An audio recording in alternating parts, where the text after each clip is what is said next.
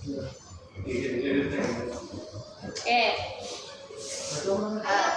Assalamualaikum warahmatullahi wabarakatuh. Kami dari kelompok 4 akan mempresentasikan submateri metode penelitian eksperimen dan populasi dan sampel. Anggota kami sendiri adalah Mutiara Rahsana Wijaya, Marwa Kurniahayati, Nisa Sutra Fananda, dan saya sendiri, saya Pamar Radila. Untuk materi pertama akan disampaikan oleh Mutiara. Mutiara dipersilakan.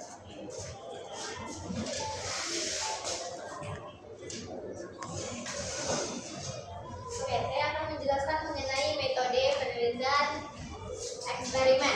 Pengertiannya yaitu metode penelitian eksperimen ialah metode penelitian yang digunakan untuk mencari pengaruh perlakuan tertentu terhadap yang lain dalam kondisi yang terkendali.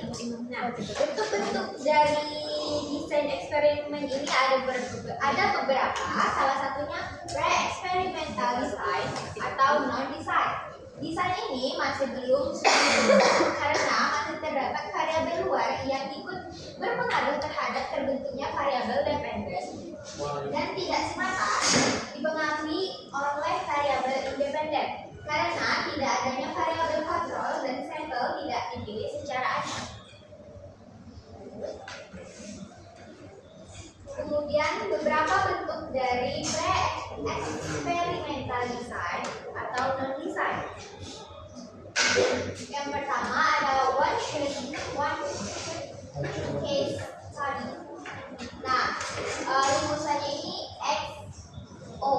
Jadi X itu sama dengan treatment yang diberikan atau variabel independen. Yang O ini observasi atau variabel dependen.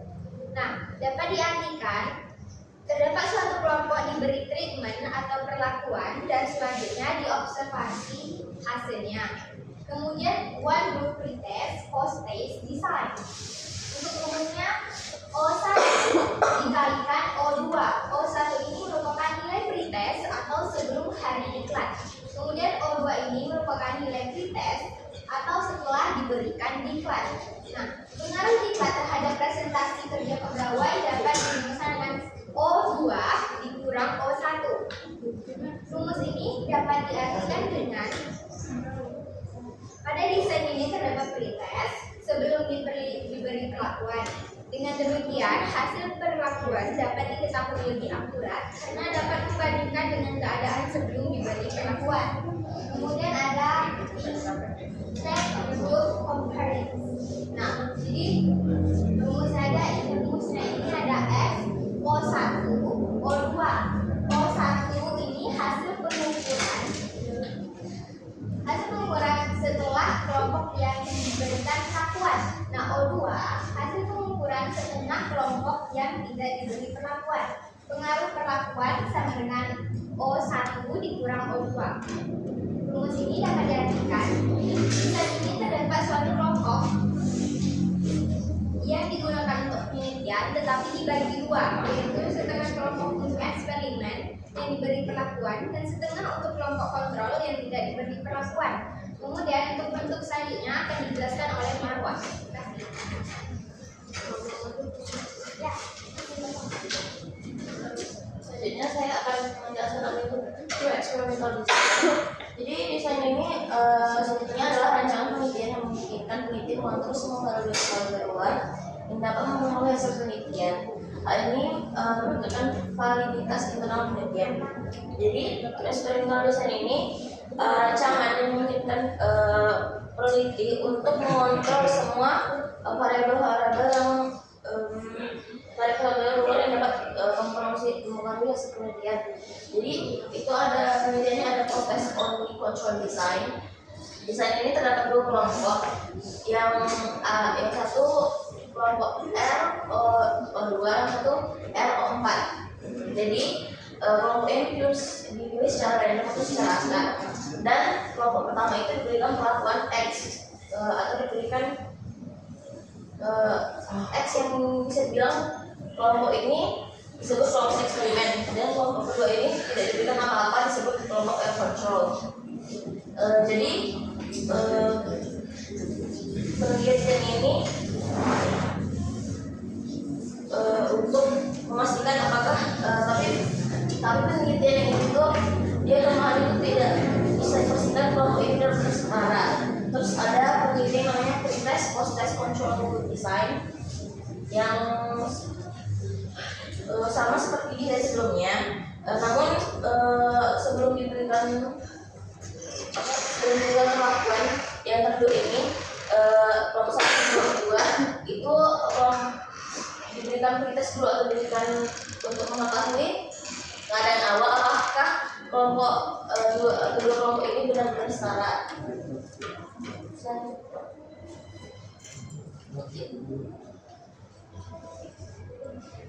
Kerajaan faktorial design. Faktorial design ini merupakan modifikasi dari desain eksperimental, yaitu dengan memperhatikan kemungkinan adanya variabel moderator yang mempengaruhi perlakuan variabel independen terhadap hasil variabel independen. Jadi pada desain ini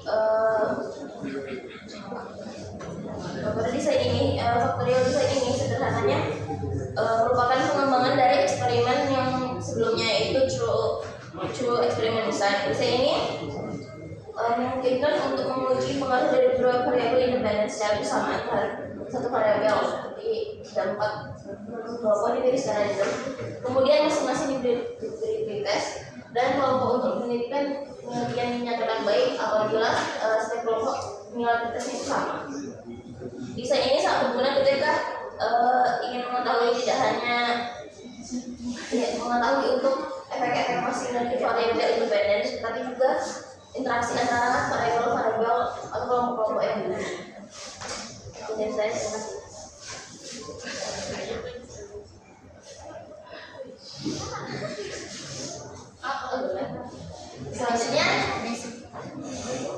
Selanjutnya kuasi eksperimen.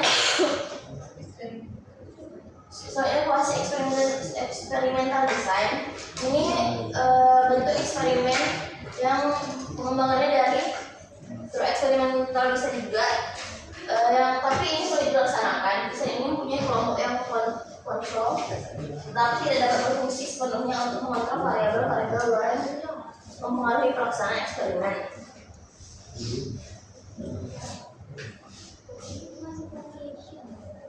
Seperti ini desain ini, yang kelompok ini namanya non-covalent control group design. Desain ini hampir sama pretest yang di pertama tadi, pretest post-test control group design. Hanya saja pada desain ini kelompok eksperimen maupun kelompok kontrol tidak dapat dipilih secara random. Terus ada time-series design, dan desain ini kelompok ini menggunakan kemudian tidak dapat dipilih secara random. Saya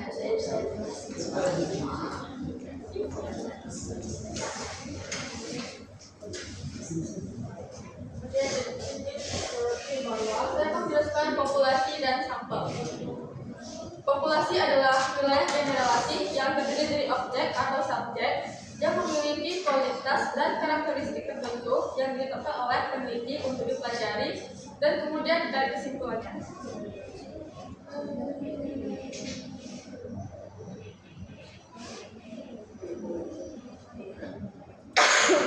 Misalnya, jika kita ingin meneliti kebiasaan belajar di SMA seperti di Riau, maka populasi kita adalah seluruh siswa yang ada di SMA di Riau. Lalu sampel adalah sekumpulan data yang lebih kecil yang dipilih oleh peneliti dari populasi yang lebih besar menggunakan metode bias seleksi yang telah ditentukan sebelumnya. Dengan menggunakan sampel, penelitian bisa dilakukan lebih cepat dan mudah dibandingkan meneliti seluruh populasi. Lalu ada sampling teknik. Teknik pengambilan sampel adalah metode yang digunakan untuk menentukan sampel yang akan digunakan dalam penelitian.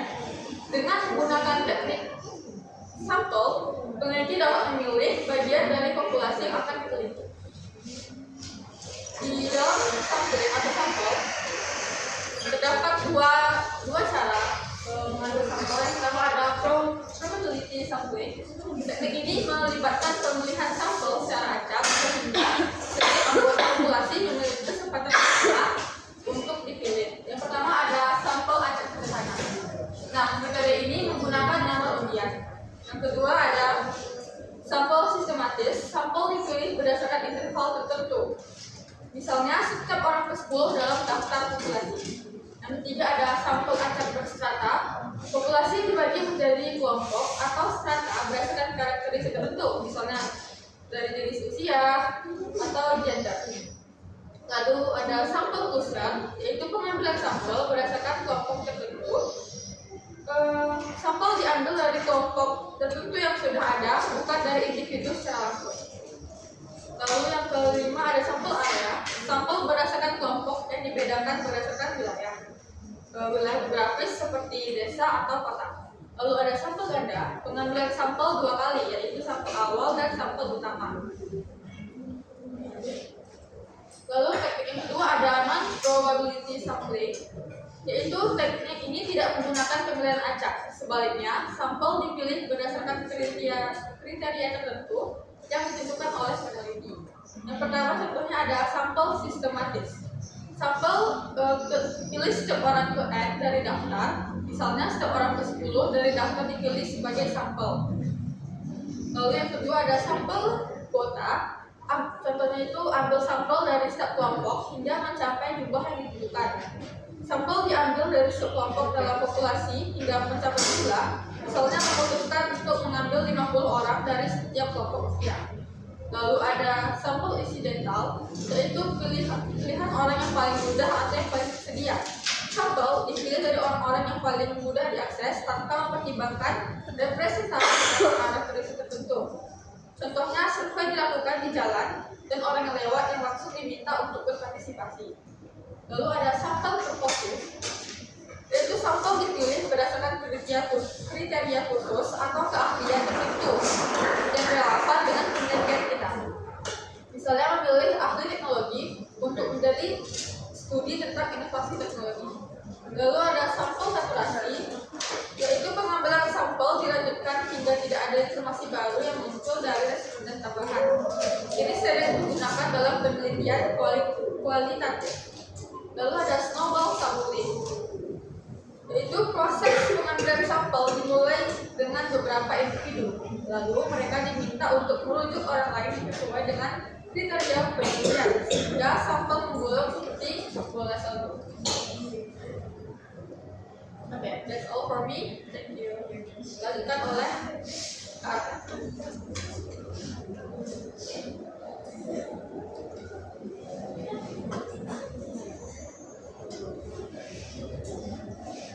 Terima kasih Ica. Kita masuk kepada bagaimana menentukan ukuran sampel.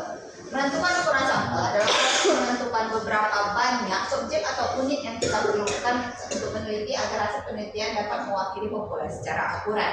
Ukuran sampel sendiri ya tempat sangat penting untuk memastikan validitas dan reliabilitas penelitian. Nah, bagaimana cara kita menentukan ukuran sampel ini?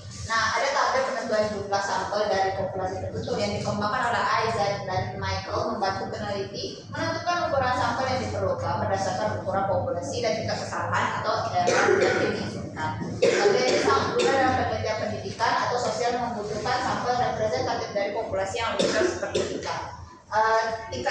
dalam tabel itu sendiri ada dimasukkan 3 common error kesalahan yang sering dengan tingkat kesalahannya 1% dengan tingkat kepercayaan 99%, tingkat kesalahan 5% dengan tingkat kepercayaan 95%, serta tingkat kesalahan 10% dengan tingkat kepercayaan 90%. Untuk mencarinya sendiri dibutuhkan rumus N yang sebagai ukuran sampel yang dicari sama dengan N besar ukuran populasi dikali Z nilai kepercayaan kuadrat dikali P proporsi populasi dikali Q per N besar ukuran populasi dikurang 1 dikali delta K kuadrat dan Z nilai persentase kepercayaan kuadrat dikali P dan Q. Namun untungnya Isaac dan Michael membuat tabel yang memuat seluruh populasi yang dibutuhkan seandainya kita mau membuat suatu penelitian. Berikut tabelnya. Ini tabelnya tidak begitu jelas, tapi bisa dilihat kembali halaman 98 dari modul yang diberikan member ini. Bisa dilihat di sini ada N besar sebagai bentuk, sebagai jumlah populasi yang akan kita gunakan sebagai spesimen atau sampel. Kemudian S sebagai persentase kesalahan. Di sana ada 1%, 5%, 10%. Kemudian ini semua dari yang jumlah sampelnya 10 hingga jumlah sampelnya 1 juta. Bisa dilihat di sini di halaman 98. Nah, tingkat kepercayaan 1% itu berarti peneliti menerima kemungkinan kesalahan hanya 1 dari 100. Artinya tingkat keakuratannya sangat tinggi, tapi ukuran sampel akan lebih besar karena peneliti ingin meminimalkan peluang kesalahan.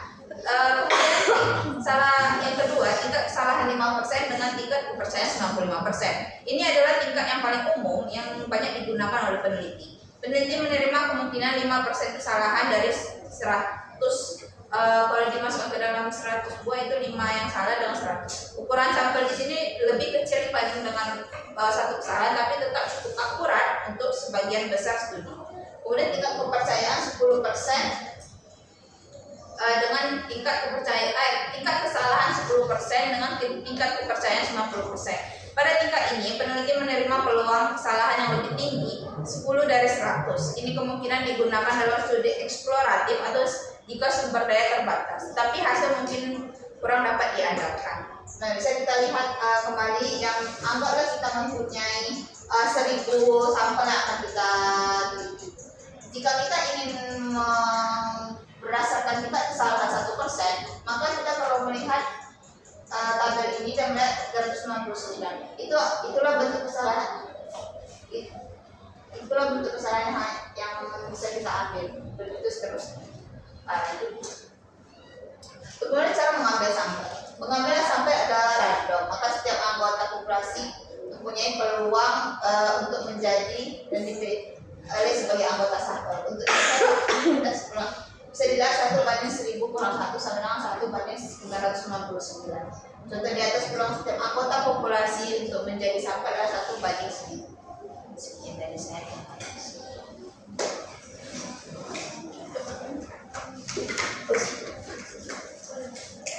Sekian dari kami grup 3.